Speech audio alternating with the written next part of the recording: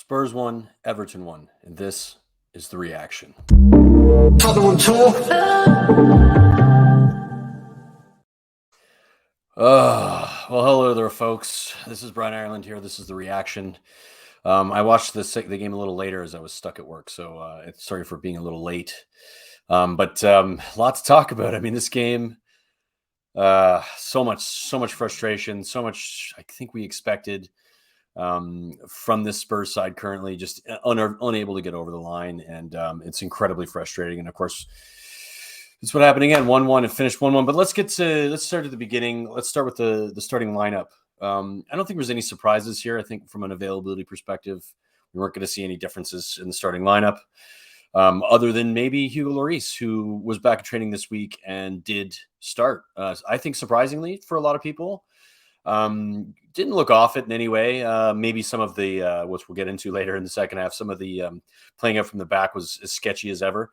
And so that would be an issue. But other than that, it was the expectation was the same. There was not a heck of a lot of what we could do otherwise.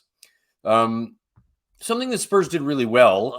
Let's talk about that first in the first half, because I thought, unfortunately, it was curbed in the second. But in the first half, there was some really great crossfield passing out to Porro, and then of course Perisic as well. Our wingbacks doing arguably what they should have been doing under Conte, and getting further up the pitch and really being involved in that creation and getting in the switch of the play, which was really useful in a few occasions. Of course, we didn't get anything out of it. It was slightly frustrating, and just there wasn't the quality wasn't there quite. In the first half, pardon me. So it was a frustrating first half. It was a bit boring. Everton, it was back and forth. I mean, I would say boring. It was boring in the sense in the final third there wasn't a lot that happened, but it was very open, and it was pretty back and forth. This is an Everton side who are struggling to stay up. They're at home. It's not going to be an easy place to go. It's gonna be a difficult game, and it was a difficult game. But the first half, I thought we were pretty much in control. Statistically speaking, I think the possession was pretty similar, but chances created arguably similar as well. But that brings us on to the second half, because there's not a heck of a lot else to talk about. This is a pretty physical game in the second half, but it gets considerably worse in the second, as we'll get to. But I first want to talk about Eric Dyer and his. Second half started with them putting a ton of pressure on. They were pressing really high, and of course we struggle with this. Of course, we continue to try to play it from the back, even though we're not very good at it. Especially when you've got a quarterback like Eric Dyer, whose passing and decision making in that process is crap. He's not good at it. He shouldn't be doing it, and he shouldn't be told to do it. And of course, that brings me to what I said earlier about Hugo Lloris also doing the same thing, really struggling.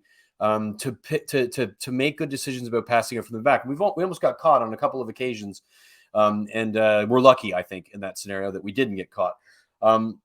Now, Everton also had a lot more of the ball in the second half. They started really well. They were winning the ball back with the press, and it was working really well for them. And of course, that led to what I mentioned earlier about the physical side of the game, and that was Doucouré's red card. Now. You can't hit a guy, you can't touch a guy in the face, and in any game, in any sport, it's aggressive, it's unnecessary, but it's a soft call, and I love Harry Kane, I love the guy, and of course it's not a slag towards him, and of course you're gonna try to take advantage of scenarios when you can, and Doucouré was dumb enough to sort of slap him in the face. And did that and was sent off, and I think rightfully so, but I still think it's a bit soft, and watching it back again, you're kind of going, Harry, you're obviously play acting a little bit there, but everybody does it. It's required in order to make sure you get calls that you need to get, in order to get the advantages you need to get. And of course, he goes off. Romero playing really high up. Spurs getting pretty, aggressive in winning the ball back up high, playing into the final third really nicely for about 10 minutes probably. And of course, in doing so, this brings on Romero, funnily enough, at the 6-yard in the 6-yard box or at the top of it, getting fouled, which was a clear penalty for me. And of course, Kane slots it away as Kane does. Wonderful penalty. Never a doubt. Puts it in that side netting like he always does. And it was lovely to see. And of course, Spurs up 1-0. And this is normally in most scenarios, especially when a team's got 10 men, probably a good thing. Looks like we're probably going to get away with getting a win away from home, which we've struggled to do. And maybe we just try to keep the ball. We learn how to play under pressure. We learn how to play it from the back. We stop taking risks. The things that you're supposed to do if you know what the hell you're doing. And of course, that's not what we did at all. We basically sat deeper. Davinson Sanchez comes on, which is like the play. I understand that Langley was on a yellow, and it could have been a second yellow. And of course, second yellow, and we would be down to 10 as well. Well, we'll get to that in a second. But Davinson Sanchez playing out of position on the left side of the 3, doesn't look comfortable. Has a couple of moments, not ridiculous moments, but moments enough to be like, oh, for God's sakes, what's going to happen here? And sketching it, everybody pretty sketched out. And of course, this is when we get. Let me just get to it. Lucas comes on, and I think there's Lucas has a ton of energy and presses well. And I think there was good reason for that. Sonny had kind of lost his energy and wasn't playing super well anyway. So I don't mind the substitution, but man, that's a nasty tackle, and obviously straight red. Like, he really goes into him, and then puts Spurs back in a scenario where they don't have control of the game, even though arguably we didn't with their 10 men anyway. At least it was a little bit more like we could just manage it. But no, so Spurs go down to 10 men. And in doing so, give up a lot more of the ball again, and they kept pressing, which is something that teams know how to do against Tottenham. It's just what you do. You press Spurs get uncomfortable, and they eventually end up shitting the bed. And of course, this is what happens. We have 5 Spurs players around the top of that 18-yard box. Only Skip tries to block it when he's coming from midfield. 4 of them are defenders. One of them is Davinson Sanchez, who came on. Eric Dyer standing back, looking, ball watching, while Keane smashes it with a ton of space. And don't get me wrong, he hits it well, but when you got that much time and space, these are Premier League footballers. Makes up for his penalty that Kane slotted away in the first half, and we end up 1-1. And of course, Everton aren't done, and they're just coming at us. And we're really, really wanted it more than Spurs did, and put the effort in to try to get there. 6 minutes of added time. Didn't get over the line, unfortunately for them. Fortunately for us. Chance to go third, don't take it. Typical Spurs. This is sort of an ongoing thing for us, that when we're given the opportunity to put pressure on other teams, even if they have 2 games in hand, we don't take it, and we end up dropping 2 more points that would arguably ensure or get us closer to finishing that top 4, if that's the only goal, which of course that is the only goal we have left to meet. So that brings us to the end of the game.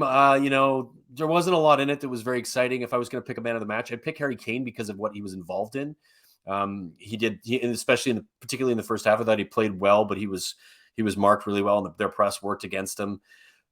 It's just, our defense is atrocious. It's a really difficult watch. Trying to play it from the back, trying to be better than they are, and not recognizing moments. And of course, Hugo Lloris adds to that. Fraser Forster is much better with the ball at his feet, and I really wish that substitution didn't take place. As much as Lloris is a good shot stopper, probably over Fraser Forster, I still think Forster was in good form. The defense is arguably playing better against him in that scenario, but unfortunate result, 1-1, and I think we're still in 4th, but it's not 4th position where I think we're in 4th. I might even be just tied or in 5th. I'd have to take a look at it.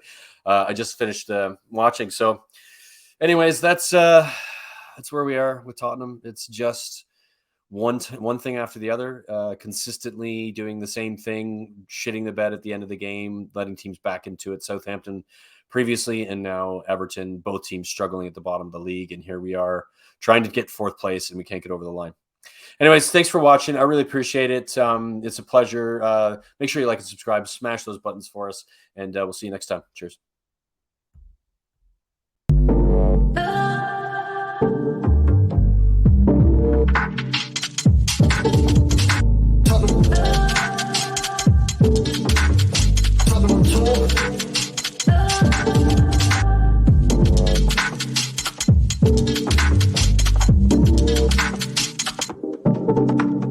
Tottenham